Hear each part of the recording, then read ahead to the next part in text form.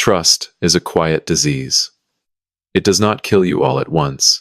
It just makes you blind long enough for the people you love to rearrange your entire life behind your back. I, Ethan Cross, trusted my wife for 13 years. I trusted her smile, her charity galas, her tears on live television. Then one Tuesday afternoon, I picked up my son's Spider-Man backpack from her office shelf, and my whole world split open. But we will get to that.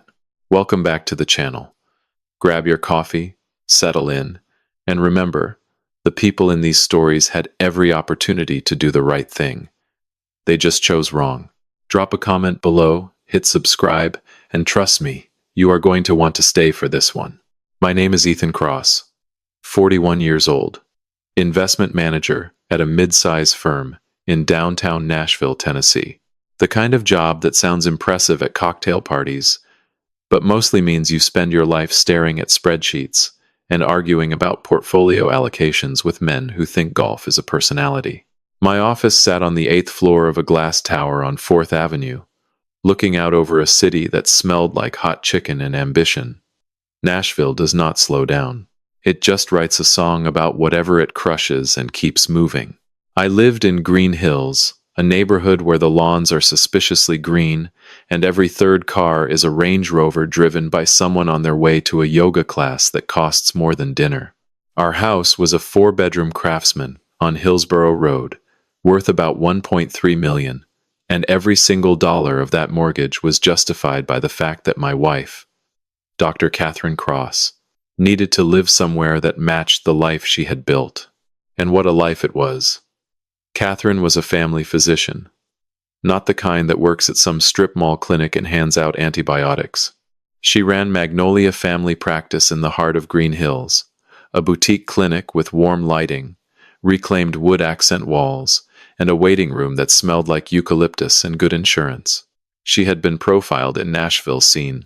She had given a keynote at a pediatric health conference in Knoxville.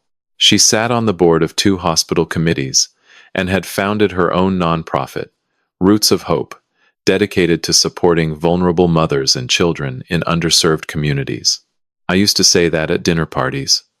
My wife runs this incredible foundation. I wore her goodness like a badge. I never once thought to look behind it. We had a son, Caleb, 9 years old, brown hair that never stayed flat no matter how much water you put on it. A gap between his front teeth that made his grin look like a jack-o'-lantern. Obsessed with Spider-Man. Not casually obsessed. The kind of obsessed where every backpack, lunchbox, and pillowcase had to have the web pattern or the morning was ruined. He and I had this thing. A game we had been playing since he was 5. We would hide small treasures for each other. In secret compartments. A gumball in a shoe. A folded note inside a jacket pocket. His favorite move was the hidden zipper compartment in his Spider-Man backpack. He would tuck something in there, a rock, a penny, a little drawing, and wait for me to find it. Sometimes it took me days. He loved that. Caleb had been missing for 7 months. 7 months of police reports that led nowhere. 7 months of flyers stapled to telephone poles along West End Avenue and Belmont Boulevard. 7 months of Nashville Metro Police giving us updates that were really just polite ways of saying they had nothing.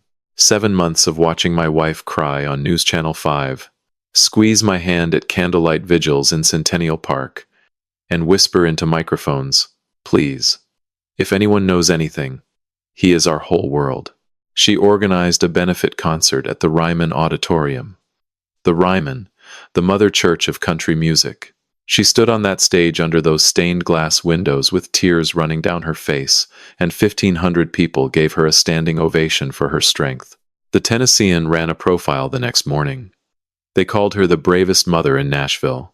I believed every single tear. God, I was stupid. But today, the Tuesday that would change everything, started like any other. Coffee. Traffic on West End. A conference call about a client portfolio that could have been handled in an email. I was not planning to visit Catherine's clinic. That is the part that still gets me. The randomness of it. I needed to pick up a copy of our insurance documents that Catherine kept in her office filing cabinet. That is all. A 5-minute errand. I was going to grab the folder and be back at my desk before lunch. Magnolia Family Practice sat on a quiet stretch of Hillsborough Pike, tucked between a boutique coffee shop and a high-end Pilates studio. The building was all warm brick and tall windows, the kind of place that whispered, "We accept your premium plan, and also your emotional baggage." I pushed through the front door at 11:22 in the morning.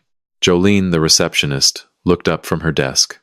She was new, maybe 24, always with the earpiece, always with the carefully practiced smile. But when she saw me, the smile did something strange. It tightened, like a rubber band pulled one notch too far. "Mr. Cross." She straightened in her chair. "Dr. Cross is not expecting you." "I know," I said, just grabbing some paperwork from her office. 5 minutes. "She is in with a patient right now, a long appointment." "It could be another," she glanced at her screen, 45 minutes at least. I shrugged. "I will wait at her desk. I know the way." "Actually, I should probably check if," Jolene started. I smiled.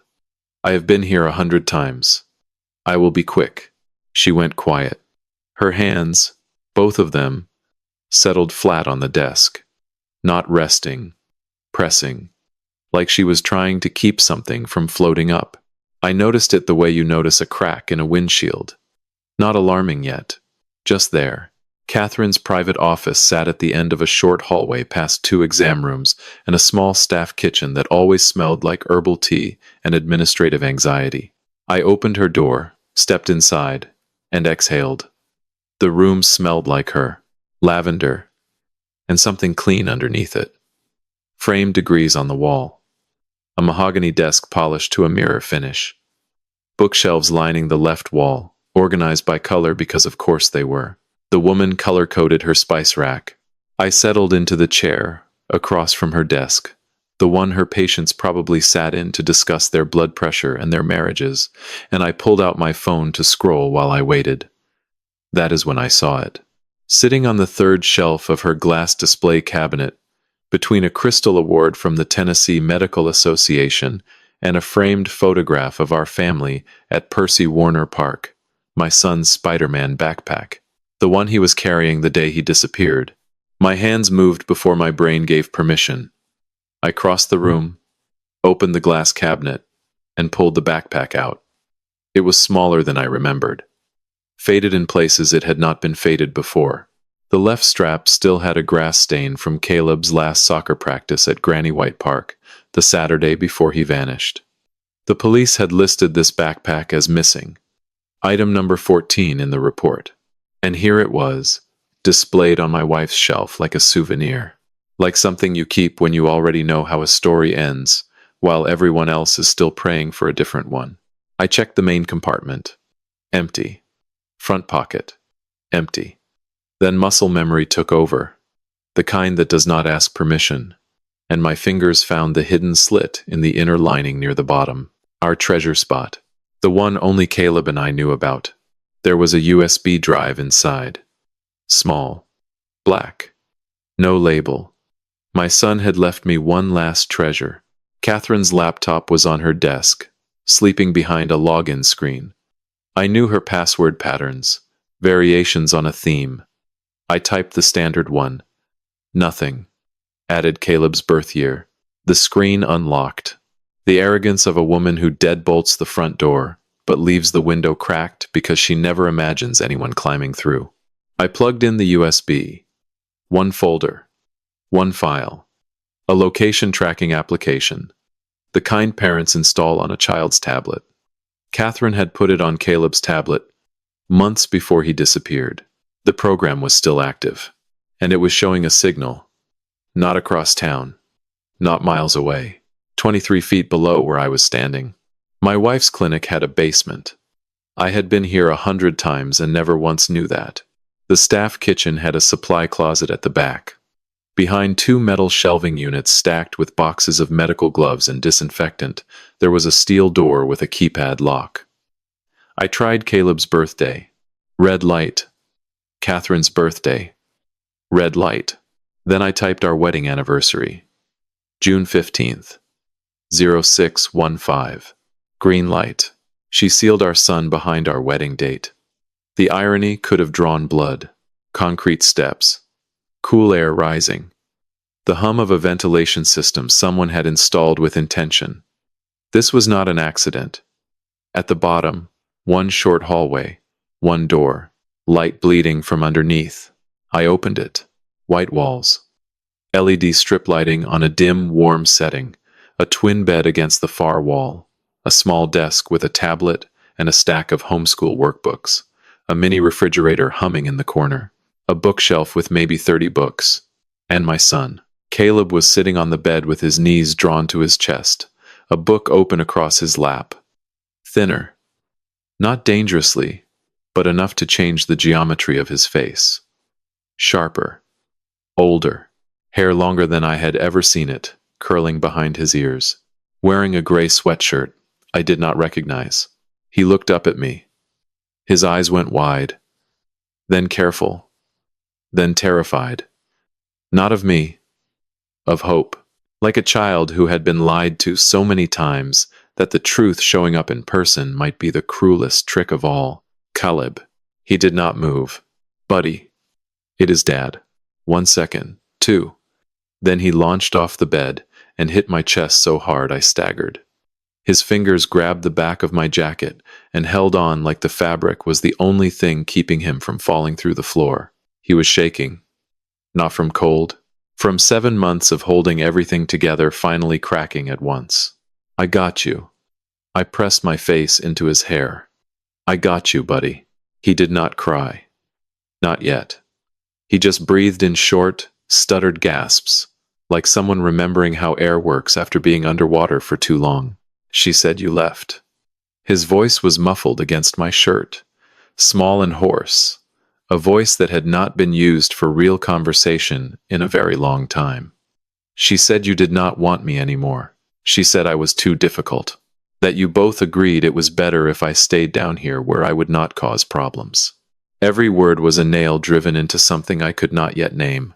My wife, a licensed physician, a woman who stood on the stage of the Ryman Auditorium weeping for her missing child. She had looked our 9-year-old in the eyes and told him his father abandoned him because he was too much trouble. That is a lie, I said.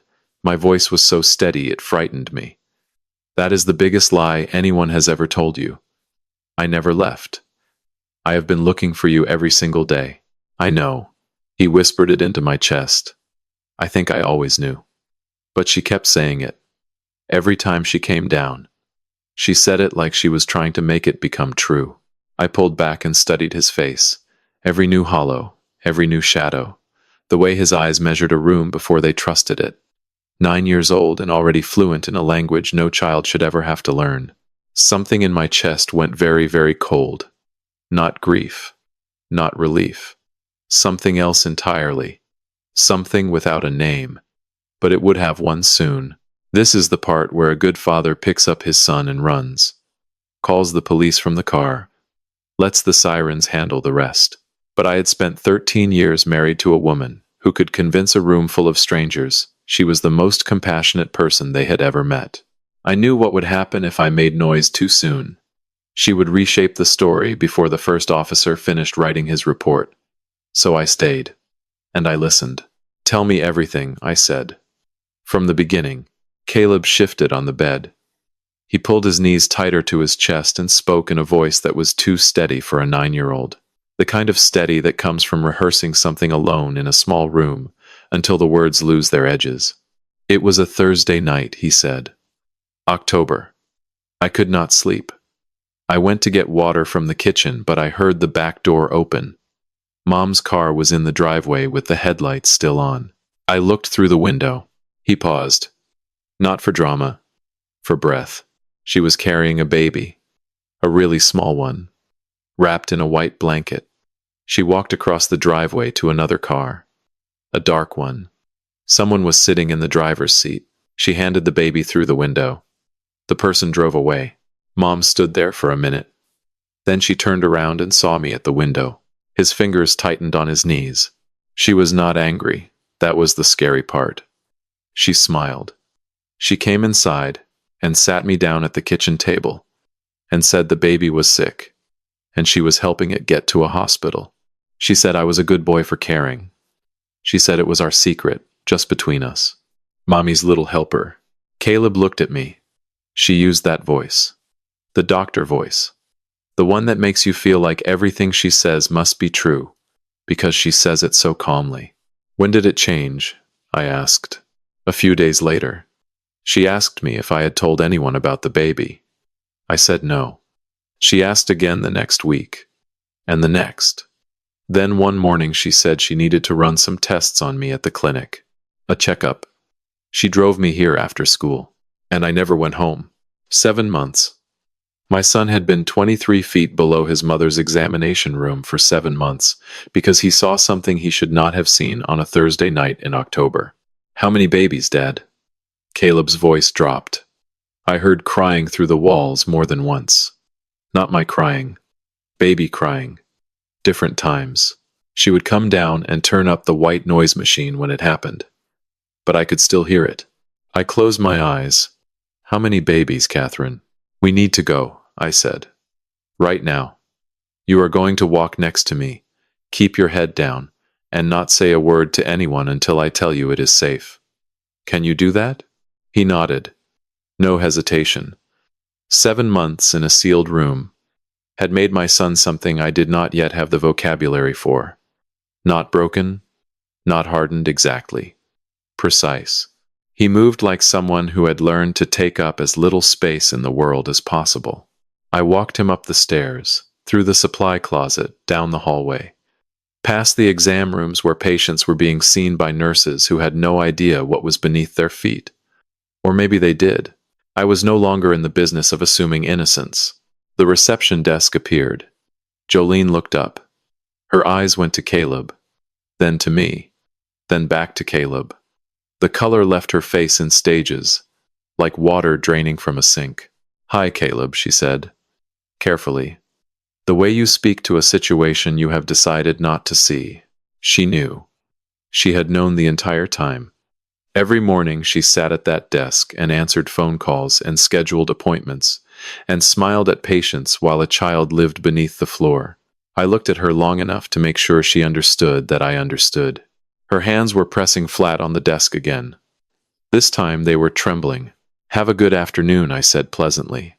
I put my son in the passenger seat of my car on Hillsborough Pike at 12:19 in the afternoon on a Tuesday in May. He buckled his seatbelt without being asked. I pulled out of the parking lot and drove north toward Green Hills without calling the police. Without calling anyone. If I called the police right now, Catherine would have an attorney on the phone within the hour. The best in Tennessee. She would frame it as a custody dispute. A mental health intervention. A mother protecting a child from an unstable father. I had watched her perform for 7 months on television. I knew exactly what she was capable of when she had an audience and a narrative to control. If I called the police right now, Monica would get a phone call before the first squad car arrived. And whoever Monica was, whatever she handled on Music Row, she would disappear everything that needed disappearing before anyone with a badge got close. No. This had to be different. This had to be surgical. I did not know yet how many babies. I did not know yet about Monica's law office on Music Row. I did not know yet about the mother who did not survive, but I was about to find out. And when I did, I was not going to make a single move I had not already planned 3 steps ahead. Catherine had spent 13 years studying how vulnerable people think. It was time she met someone who was not vulnerable at all. Caleb fell asleep in his old bedroom at 3:14 in the afternoon. I stood in the doorway and watched his chest rise and fall for a full 2 minutes. The way you watch a newborn. The way you stand guard over something the universe tried to take from you, and you are not yet convinced it will not try again. His predator's pennant was still on the wall. His glow-in-the-dark stars were still stuck to the ceiling in the wrong constellations. 7 months of absence, and his room had been waiting for him like a held breath. I went downstairs, sat at the kitchen island, pulled out a legal pad and a black marker. Revenge without a blueprint is just anger looking for a wall to punch. I wrote Catherine's name at the top of the page. Then I drew a line underneath it and started listing everything I thought I knew about my wife. The list was embarrassingly short. I knew she drank her coffee with oat milk. I knew she hated the sound of chewing. I knew she could walk into a hospital board meeting 12 minutes late and leave with every person in the room convinced it was their fault for starting without her. That skill, the one I used to admire, I now understood was not warmth. It was engineering. I cloned her phone remotely. I am not proud of knowing how to do that. But when you manage investment portfolios for clients who are occasionally paranoid about corporate espionage, you pick up certain skills from the security consultants. Catherine's phone synced to my laptop within 40 minutes. Her text messages loaded first. Monica appeared everywhere. Hundreds of messages over 3 years. Catherine's older sister, Monica Elise Ashford, family law attorney, office on Music Row, in a building that probably had exposed brick and a receptionist who offered sparkling water. Their conversations read like operational briefings, disguised as sisterly chit-chat. Transfer confirmed for the Hendersons. Paperwork filed under the alternative pathway. New intake scheduled. Mother is 19, single, no family support, perfect candidate. Perfect candidate. Like they were casting a role. I kept reading. Roots of Hope, Catherine's beloved foundation, had processed just over $1.8 million in donations over 4 years. Clean website. Beautiful stock photos of smiling children. A donation portal. A board of directors that included Catherine, Monica, and a retired judge whose name I recognized from charity golf tournaments. The foundation's outreach program, called Safe Passage, connected with young single mothers through Catherine's clinic. Vulnerable women who came in for prenatal checkups and left with the belief that their babies would be temporarily placed with loving families through the foundation while they got back on their feet. Temporarily. That word did a lot of heavy lifting. The babies were not returned, they were sold.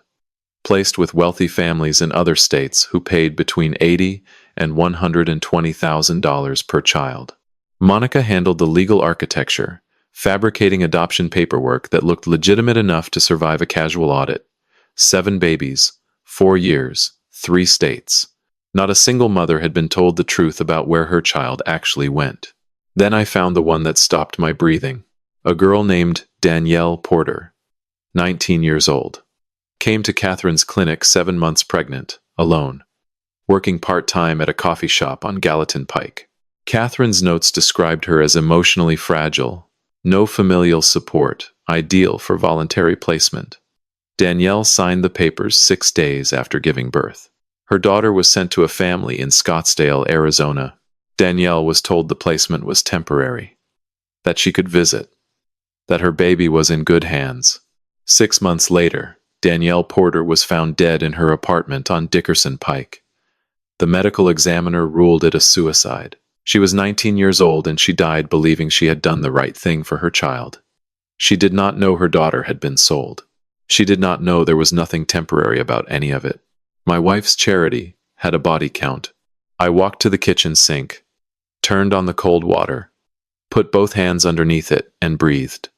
7 babies. 1 dead girl. And Catherine had kissed me goodnight 3 hours ago. My phone buzzed. Catherine. Running late. Session went long. Will not be home until 7. Do not wait on dinner. Love you. I stared at that message for a long time. She does not know I was there. She does not know I have Caleb. She thinks the basement is still sealed, and the secret is still breathing. I typed back. No problem. Grab something already. Love you too. I meant that last part the way you mean a door slamming with finality. A sound that echoes down a hallway with no exit. Small footsteps on the stairs at 4:30. Caleb appeared in the kitchen doorway wearing an oversized Nashville Predators jersey that still hung in his closet. He looked at the legal pad, at the laptop, at whatever was on my face that I had not managed to neutralize before he walked in. You are planning something, he said. Not a question. Just working, buddy. He climbed onto the bar stool next to me, tucked his feet underneath himself, the way he had since he was 4, and looked at the legal pad without touching it. She was going to move me, he said quietly. I heard her talking to Aunt Monica through the wall. She said the transition needed to happen before the gala. She said my name, and then she said former. Former. My own son, referred to as a past tense by his mother. Caleb reached into the pocket of his jersey and pulled out a folded stack of papers, lined notebook pages, the kind from the workbooks in his room. He set them on the counter next to my legal pad. I wrote this, he said, while I was down there. I did not know if anyone would ever read it. 12 pages. A 9-year-old's handwriting that got smaller and smaller as the months went on, like he was trying to take up less space in the world. The first page was a letter to me. The last line read, I kept waiting for you to let me out. Then I stopped waiting. I set the pages down very carefully. Caleb looked at me with eyes that had aged decades in months. Do not just call the cops, Dad. Make her remember. I looked at my son, thin, steady-eyed. 7 months hardened into something I did not expect, and I felt something shift in my chest. Not the cold thing, something older, something that burned slower. Pride. That, I said, picking up the black marker, is exactly the plan. At 6:52 that evening, I heard the front door open. Heels on hardwood. The particular rhythm of my wife moving through a house she still believed was entirely hers. I was on the couch. Glass of water. Television on low. Looking for all the world like a man who had spent a perfectly unremarkable Tuesday doing absolutely nothing worth mentioning. Caleb was upstairs, asleep or pretending. We had agreed. He was a ghost until I said otherwise. Hey. I smiled without showing teeth. How was the long session? Exhausting. Catherine rolled her neck, walked to the kitchen, opened the refrigerator, pulled out a sparkling water, leaned against the counter, looked at me with those dark brown eyes that had once made me feel like the most understood man in any room. You okay? You look a little off. Just tired, I said. Long day staring at numbers. She sipped her water, glanced down the hallway toward the guest room. A flicker. Not because anything was hidden in our house, but because old habits of checking do not die just because the location changes. She had no idea her basement was empty. She had no idea her son was sleeping 30 feet above her head. I watched her walk upstairs to change, and I thought about 7 babies and a dead girl named Danielle Porter, and a letter that got smaller with every page. And I smiled at the ceiling. Not yet, Catherine. But I promise you. Soon. 28 days. That is how long I spent being the best husband in Nashville. I kissed Catherine every morning before she left for the clinic. I asked about her patients. I brought her flowers on a Wednesday for no reason. I sat across from her at dinner cutting my steak, nodding at her words, laughing at the appropriate moments, while underneath the table, my phone held enough documented evidence to dismantle everything she had spent a decade building. 28 days of Oscar-worthy performance. Caleb stayed with my cousin Derek in Murfreesboro, 40 minutes southeast of Nashville, someone Catherine had no connection to. I told Catherine I needed space to process the grief as the anniversary of Caleb's disappearance approached. She held my hand. She cried what appeared to be real tears. We are going to be okay, Ethan, she whispered one night in bed, her head on my shoulder. We are going to find him. Yeah, I said, squeezing her hand. We really are. During the day, while Catherine saw patients and signed charts and lived her life 23 feet above an empty room she had not yet checked, I worked. I copied every message from her cloned phone. I downloaded financial records from the Roots of Hope donation portal. I mapped Monica's network, the families in other states, the payment structures routed through a shell company registered in Wyoming, the forged adoption documents that Monica had filed in 3 different county courts. I also did something Catherine would not have predicted. I did not go to the police. I went to journalists.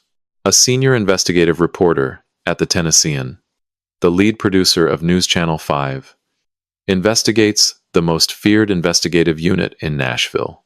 A nonprofit accountability blogger with 60,000 followers, and a reputation for not letting go once she had her teeth in something. I did not give them the story. I gave them questions. Specific, surgical questions about Roots of Hope that no legitimate organization could answer cleanly. Where did the safe passage funds go after disbursement?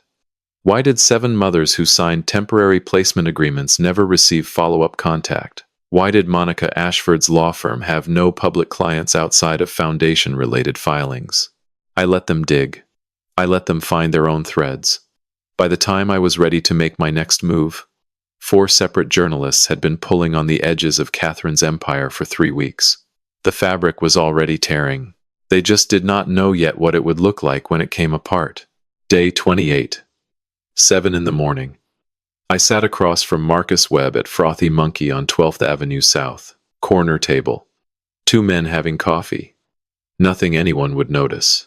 Marcus and I had been roommates at Vanderbilt. He had gone into law enforcement while I went into finance, and we had stayed close the way men do when they have seen each other fail enough times to skip the performance. He was 18 years into the Tennessee Bureau of Investigation, currently heading their financial crimes division out of the downtown field office on 2nd Avenue. He was also the man who had sat with me in my kitchen 4 months after Caleb disappeared and told me, quietly, with the weight of someone who knew the statistics, that the odds after 90 days were not encouraging. He did not know those odds were being managed. I slid a flash drive across the table before he opened his menu. He looked at it, then at me. Before you say anything, I said, just look. He plugged it into his laptop right there. I watched his face. Marcus Webb had spent nearly 2 decades in state law enforcement. The man had facial expressions carved from Tennessee limestone. But somewhere around minute 3, scrolling through Catherine's message archive, something shifted behind his eyes. When he reached the file on Danielle Porter, he stopped scrolling entirely. He read it twice. Then he closed the laptop slowly. How long have you had this? 28 days. Ethan, you should have called me immediately. If I had called you immediately, I said, stirring my coffee. Monica hires a document shredder before lunch. The host families scatter across state lines. Catherine puts on her white coat and gives a tearful press conference about her unstable husband fabricating evidence during a grief spiral. She walks in 2 years on procedural grounds and opens a new clinic in Chattanooga. I set down my cup. I needed it airtight, Marcus. And it is. He turned the flash drive over in his fingers. I am going to need 48 hours to coordinate with the district attorney and get warrants. You have them. But Marcus, I need one thing. He waited. The press goes live before the arrest. Not after. I want every person who stood in Ryman Auditorium and applauded Catherine Cross to feel the embarrassment of it in their bones before she sees a single badge. I want the story so complete that no attorney, no crisis manager, no tearful television interview can sand a single edge off it. Marcus studied me with the expression of a man calculating the distance between procedure and justice. That is not how we typically operate. No, I agreed. But neither is keeping your son in a basement for 7 months. He pocketed the flash drive, threw a 20 on the table, stood up. 48 hours, he said. And he walked out into the Nashville morning. I sat there and finished my coffee. Outside the window, 12th Avenue was waking up. A woman pushed a stroller past a vintage shop. A musician carried a guitar case toward a rehearsal studio. Broadway was half a mile north, already humming with tourists in cowboy boots and bachelorette parties stumbling toward honky-tonks. The city had no idea what was coming. Neither did Catherine. Wednesday, 5:30 in the morning. I had been awake since 4, sitting at the kitchen island in the dark, drinking coffee that had gone cold an hour ago. My phone was open to the Tennessean's website. I refreshed the page every 90 seconds. At 5:31, the headline appeared. Questions surround Nashville physicians, nonprofit. Missing funds, forged adoptions, and a trail of vulnerable mothers. I read it twice. Every word precise, every question sharp enough to cut. The reporter had done exactly what I hoped. She had not written my story, she had written her own. She had pulled the threads I gave her and followed them all the way to the places Catherine never expected anyone to look. By 5:45, News Channel 5 had a crawler running on their early morning broadcast. Their investigative unit had been sitting on a 20-minute segment for a week, waiting for the Tennessean to publish first so they could air simultaneously. The nonprofit blogger had posted at midnight. By dawn, her piece had already been shared over 1,400 times. I made a fresh pot of coffee. I put bread in the toaster. I set out the butter and a knife, and a clean mug for Catherine, the white one she liked with the gold rim. I stood at the counter buttering toast with the calm, practiced hands of a man whose morning contained no surprises whatsoever. Catherine came downstairs at 6:12. Hair still damp from the shower. Gray blazer, white blouse, the outfit she wore when she had a full patient schedule. She poured her coffee, took a sip, picked up her phone from the counter where she had left it charging. The phone buzzed. Then again. Then 6 times in rapid succession. Her face changed the way weather changes in the mountains. Not all at once. In layers. Confusion first, then focus, then something tighter. Ethan. Her voice was compressed. Strange. There is something online about the foundation, someone is saying. She looked up from the screen. This is the part I had rehearsed. 28 days of preparation for this single moment. The way her eyes would search my face for the reaction she expected. The confusion, the concern, the supportive husband reaching for his wife's hand. But something in my stillness registered wrong. Something in the way I was standing at the counter with a butter knife and a piece of toast and no alarm at all on my face. Wesley. She caught herself. Ethan. She had never called me the wrong name in 13 years. The panic was already rewriting her operating system. I put down the butter knife. Monica was arrested at her Music Row office 20 minutes ago, I said quietly. Marcus Webb sends his regards. The coffee mug slipped in her hand. She caught it. Dark roast splashed across the white countertop. Her eyes locked onto mine, and I watched 13 years of performance flicker and fail like a projector bulb burning out. How? It was not a question. It was the sound of a foundation cracking. The doorbell rang. I had unlocked the front door before I came downstairs. 3 TBI agents and 2 Nashville Metro police officers. Marcus Webb was not among them. He had told me he would not be present for the arrest itself. Professional distance. But the lead agent, a woman with short gray hair, and the kind of posture that suggested she had done this many times before, stepped into the foyer and said the words I had waited 28 days to hear someone say. Dr. Catherine Cross, you are under arrest. I did not watch them handcuff her. I turned and walked to the back porch and stood in the thin Nashville morning light. May in Tennessee smells like jasmine and fresh-cut grass and something electric underneath, like the air before a storm that has already arrived. I stood there and listened to the sounds of her world ending. The voices. The radio chatter. The specific silence of a woman too intelligent to say a single word without an attorney present. It was over. Or rather, the loud part was over. The quiet part was just beginning. Monica Ashford was arrested at her Music Row office at 5:14 that morning. She had been shredding documents when the agents walked in. She did not get far. The lead TBI agent told me later that the shredder jammed on the 3rd page. Even the machines did not want to help her. All 7 babies were located within 96 hours. Every single one. 5 mothers were contacted and told their children were alive and had never been in the care system they were promised. 2 mothers could not be reached. One of them was Danielle Porter, who had been in the ground for 6 months. The story went national by Friday. By the following Monday, Roots of Hope was the most searched term in Tennessee. Every gala photograph, every Ryman concert image, every Tennessean profile of Catherine Cross was being republished with a different caption than the one she had intended. She had wanted her name on hospital wings. She got it on federal indictments instead. 3 weeks later, I visited her at Davidson County Jail on 2nd Avenue. She was thinner, smaller, the particular deflation of a person whose power was entirely borrowed from other people's belief in them. Without the white coat, without the stage, without the soft lighting of Magnolia Family Practice, she was just a woman in an orange jumpsuit sitting behind glass. She looked at me. Her eyes had cycled through every available emotion and landed on something cold and flat. Calculating. Even here. Even now. You planned all of it, she said. Not a question. Every step. How long? Since the Tuesday, I found a Spider-Man backpack on your shelf. I reached down beside my chair and lifted the backpack onto the counter between us. She stared at it. Her jaw tightened.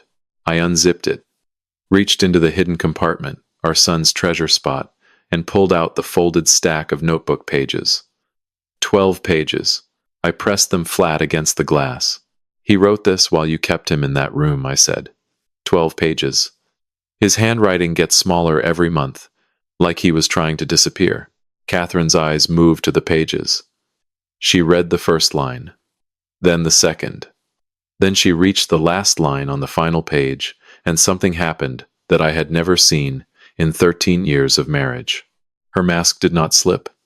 It shattered. Completely. Like glass hitting concrete.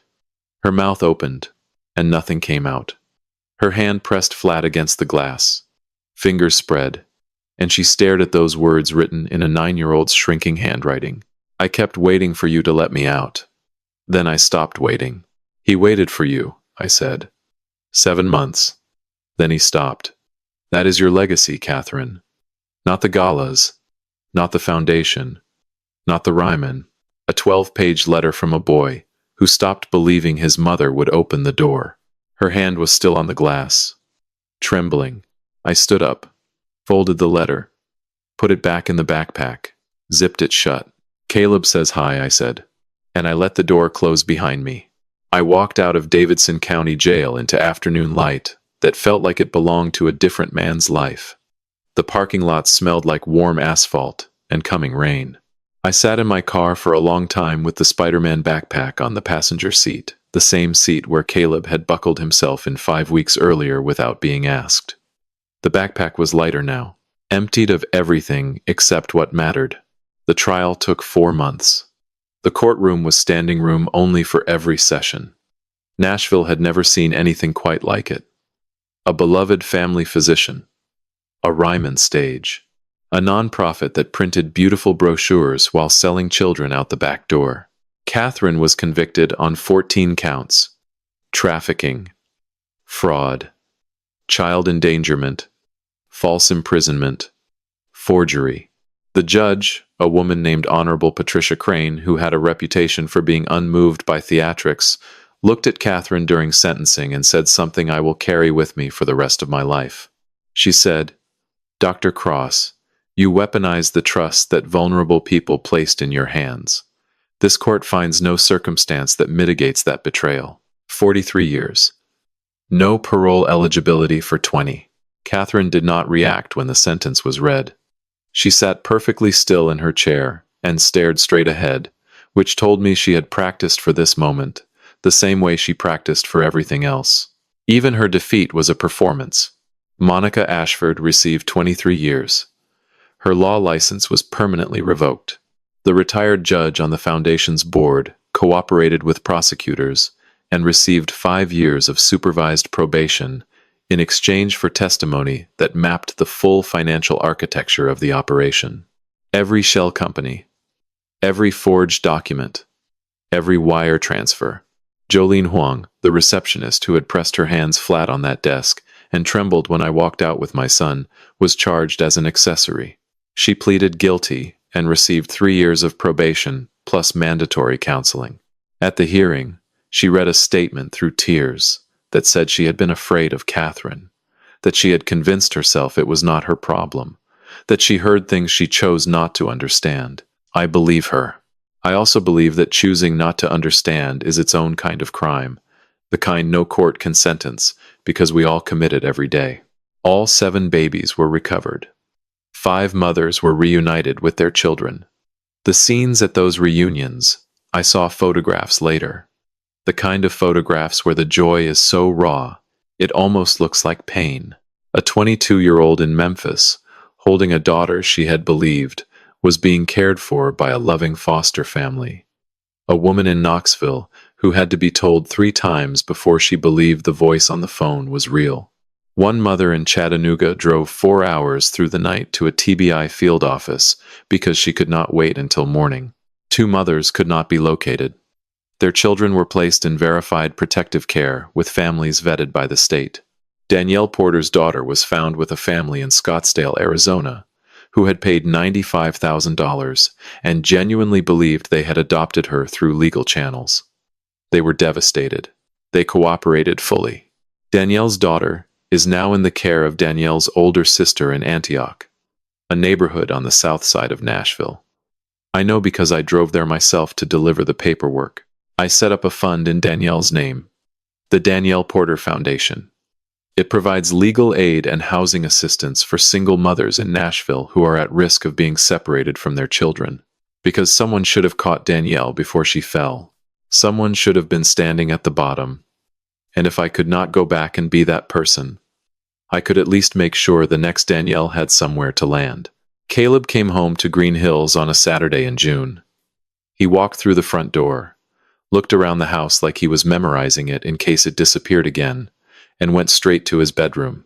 He stood there for a minute, staring at his predator's pennant and his glow-in-the-dark stars, and then he turned to me and said, "Can we get pizza?"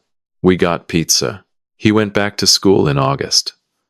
His teacher told me he was quiet but focused. He made one friend the first week, a boy named Sam who also liked Spider-Man. And that felt like enough. He still sleeps with the light on. He still checks the lock on his bedroom door every night before bed.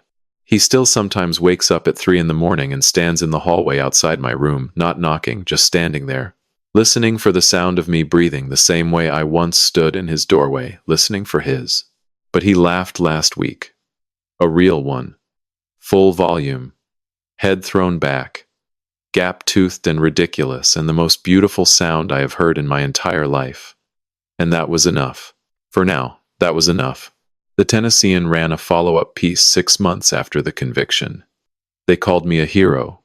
The headline said something about courage and justice, and a father's love. People shared it online with heart emojis and comments about faith in humanity. I am not a hero. I did not storm a building or face down a gunman or make any choice that required physical courage. I walked into my wife's office to pick up an insurance form. I found a backpack. I opened a zipper. Everything that followed was just a father refusing to look away from what he found. I am not a hero. I am just a father who picked up a backpack.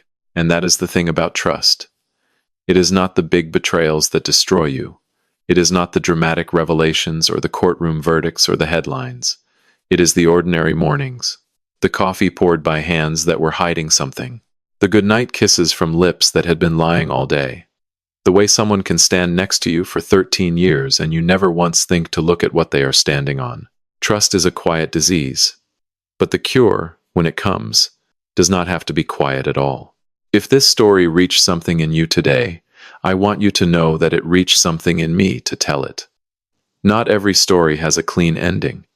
Not every father gets to his child in time. I did, and I will spend the rest of my life being grateful for a Spider-Man backpack and a hidden zipper and a 9-year-old boy who was brave enough to leave his father one last treasure.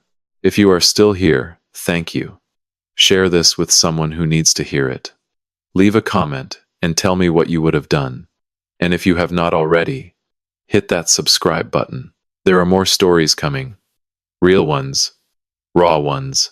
The kind that remind you why family is the one thing worth fighting for. Some men forgive, some men forget. I am not some men, but I am a father. And that, in the end, was enough.